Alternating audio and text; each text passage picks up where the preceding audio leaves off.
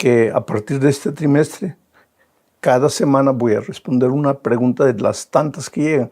Y si tú tienes alguna pregunta, entra a la página y registra tu pregunta ahí, que yo leo toda la participación de ustedes y voy a encontrar tu pregunta, voy a escoger las mejores, las más generales y las voy a responder. La pregunta que responderemos hoy es la siguiente.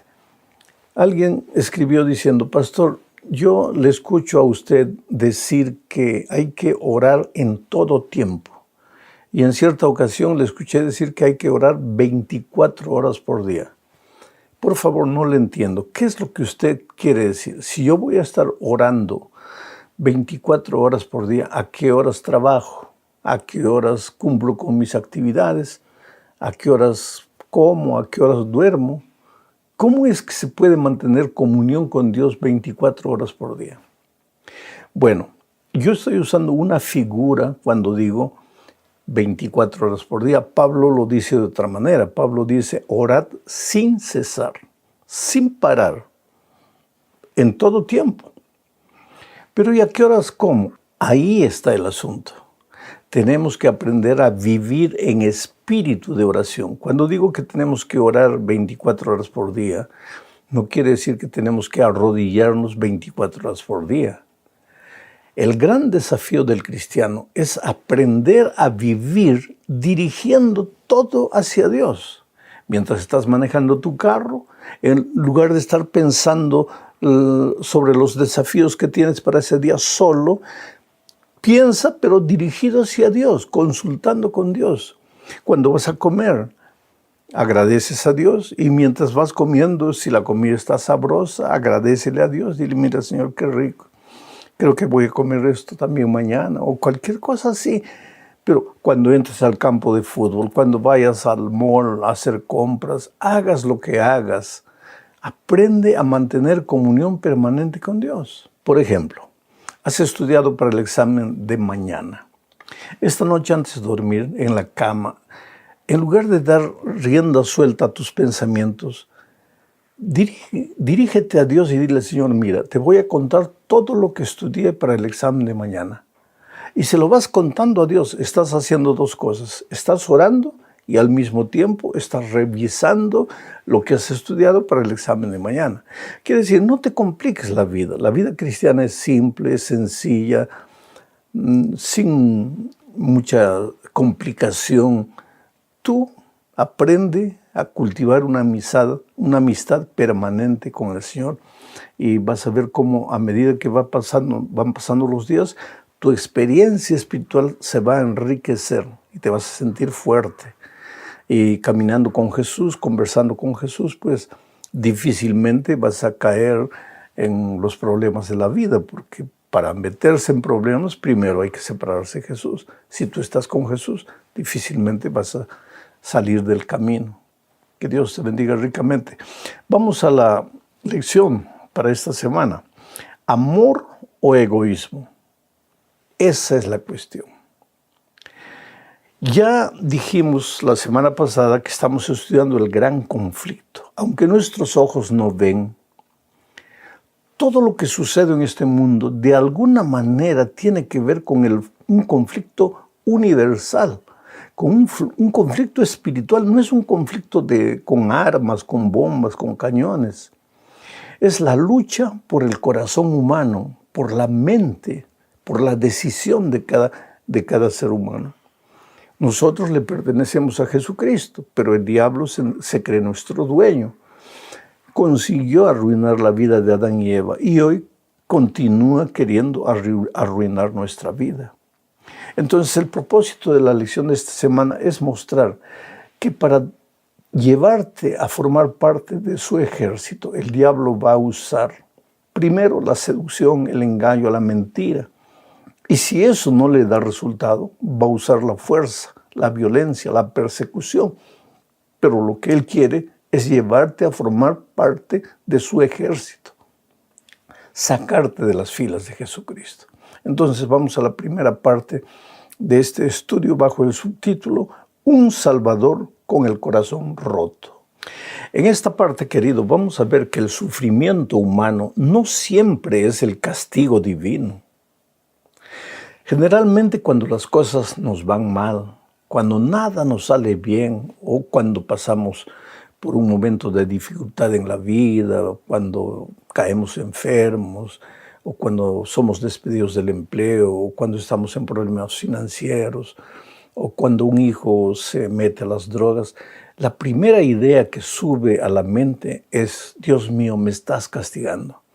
Y el diablo es tan astuto que te hace recordar todo tu pasado, tus errores, y te hace pensar que ahora los problemas presentes son consecuencia de los errores que has cometido.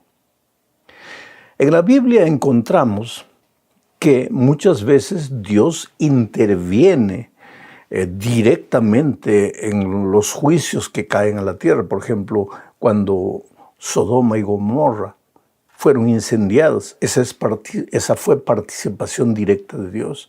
En el diluvio, participación directa de Dios.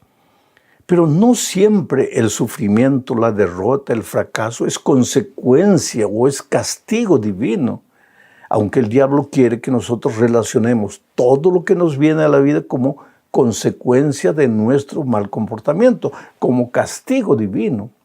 En realidad, lo que tenemos que entender es lo siguiente: aquí está Dios y aquí está el territorio de la vida. Si no salimos del territorio de la vida, pues todo nos va a ir bien. ¿Por qué? Porque Jesús es la fuente de la vida, la fuente de la paz, la fuente de la felicidad. Estamos en el territorio de la felicidad, de la paz, de la vida. Pero cuando nos salimos del territorio de la felicidad, en otras palabras, cuando abandonamos al Señor Jesucristo, ya de manera natural nos introducimos al territorio de la desgracia, de la tragedia, de la muerte, de la enfermedad, de la miseria de la vida. Ahora, eso no quiere decir que aunque tú estés en el territorio de Jesucristo, no vas a tener dificultades, porque el diablo, pues, ya que vivimos en esta tierra, el diablo muchas veces nos manda dificultades para mostrarnos, entre comillas, en la opinión de él, que ¿para qué vale la pena estar en el territorio de la vida si estás sufriendo? Entonces salte. Lo que el diablo quiere es sacarnos. Pero Dios es un Dios amoroso. El Señor Jesucristo te ama y te suplica: hijo, no te vayas, no salgas de mi territorio, porque te vas a introducir al territorio de la muerte. Y Jesús le dijo eso a su pueblo cuando él estaba vivo de muchas maneras. Mira, voy a leer Mateo capítulo 23, versículos 37 y 38. Dice así: Jerusalén, Jerusalén, que matas a los profetas y apedreas a los que te son enviados. ¿Cuántas veces quise juntar a tus hijos como la gallina junta a sus polluelos debajo de las alas, y no quisiste? He aquí vuestra casa es dejada desierta. Piensa bien en estas palabras del Señor. San Juan dice: a los suyos vino y los suyos no les recibieron. Él vino para el pueblo judío. Él era el Mesías redentor. Pero el pueblo de Israel esperaba un Mesías guerrero que derrotase al ejército de Roma. Pero Jesús había venido como el redentor espiritual, porque los verdaderos problemas no son las opresiones físicas, sino la opresión espiritual que el pecado nos provoca. Pero ellos no lo recibieron. Jesús les habló, les llamó una vez, otra vez, a través de milagros, a través de predicaciones vivas. Jesús apeló al corazón. Nunca entendieron que Jesús los llamaba. Cada vez más se ponían rebeldes, tercos. No querían entender. Entonces, ya bien cerca, antes de su crucifixión, porque este incidente sucedió en la semana previa a la crucifixión. Entonces el Señor Jesucristo, la sierva de Dios, dice que desde las alturas de Jerusalén, Él en lágrimas dijo: Jerusalén, Jerusalén, que matas a los profetas, que no aceptas el mensaje, que rechazas el mensaje. ¿Cuántas veces quise juntar a tus hijos como la gallina junta a sus polluelos debajo de sus alas? Mira la figura linda. Jesús quiere traerte a sus brazos, quiere juntar a sus hijos como la gallina a sus polluelos debajo de las alas. Y Jesús dice, y no quisiste. Ahora, ya que no quisiste, he aquí pues vuestra casa será dejada desierta. Y efectivamente, queridos, el año 70, cuando el ejército romano destruyó el templo, destruyó la ciudad, hubo incendio, mucha gente fue perseguida, fue muerta. Ellos entendieron. Y seguramente lo que pensaron, Dios nos está castigando. Dios no les estaba castigando. Ellos estaban sufriendo la consecuencia de rechazar el mensaje divino. Ellos estaban sufriendo la consecuencia de sus decisiones equivocadas. A los suyos vino y ellos no lo recibieron. Ahora sufrieron las consecuencias por decisión exclusiva de ellos. Segunda parte de la lección. Cristianos salvaguardados providencialmente. Esta es la promesa de Dios. Que aun cuando el enemigo en esta tierra te persiga y quiera provocarte dolor, si tú estás en Cristo, serás guardado providencialmente por Él. Aunque muchas veces el dolor es fruto de nuestras decisiones equivocadas, ya que peregrinamos en el desierto de esta vida, pues muchas veces sufriremos aún estando con Jesucristo. Porque Jesús nunca nos prometió que en esta vida no tendríamos problemas. Lo que Él nos prometió es que aunque vengan problemas, Jesús estará con nosotros y ahí está toda la diferencia. Por eso leo el Salmo 46, versículos 1 al 3. Dice así: Dios es nuestro amparo y fortaleza, nuestro pronto auxilio en las tribulaciones. No dice que no tendremos tribulaciones, dice que Él será nuestro pronto auxilio en las tribulaciones. Por tanto, mira la conclusión del salmista, no temeremos, aunque la tierra sea removida y se traspasen los montes al corazón del mar, aunque bramen y se turben las aguas. Mira el cuadro, la tierra removida, las montañas cayendo al mar. Y dice, las aguas bramando furiosas. Pero tú no tendrás miedo. ¿Por qué? Porque tú estás protegido por el Señor Jesucristo. Aunque los montes tiemblen a causa de su braveza, tú no tendrás problemas. Una persona registró un pedido de oración diciendo que en el trabajo tiene enemigos que lo están persiguiendo, que crea un ambiente desagradable para él. Pues tú no tiemblas, querido.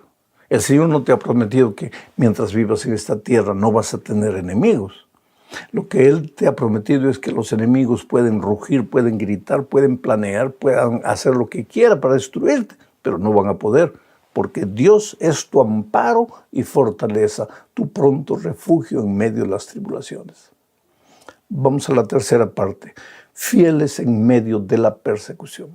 A lo largo de la historia vemos que cuando el diablo no pudo engañar al pueblo de Dios con la seducción, con la mentira, entonces usó la persecución, la violencia, la fuerza. Pero querido, el sufrimiento te aprisiona en la cárcel de tus temores o te da alas para volar alto. Eso va a depender de tu actitud frente al sufrimiento. O el sufrimiento es una prisión donde te quedas encerrado, llorando, lamentándote, o el sufrimiento te da alas para volar a pesar de las dificultades. Depende de cuán cerca o cuán lejos estés del Señor Jesucristo. El pueblo de Dios fue perseguido, pero mira lo que dice Hechos capítulo 8, versículos 4 al 6. Pero los que fueron esparcidos, perseguidos, iban por todas partes, anunciando el Evangelio. No dice que iban por todas partes llorando, lamentándose, ay, ¿por qué Dios me ha abandonado? ¿Dónde está Dios? No, no, no. Sino que iban por todas partes como consecuencia de la persecución, pero anunciando el Evangelio. Entonces Felipe, descendiendo a la ciudad de Samaria, les predicaba a Cristo.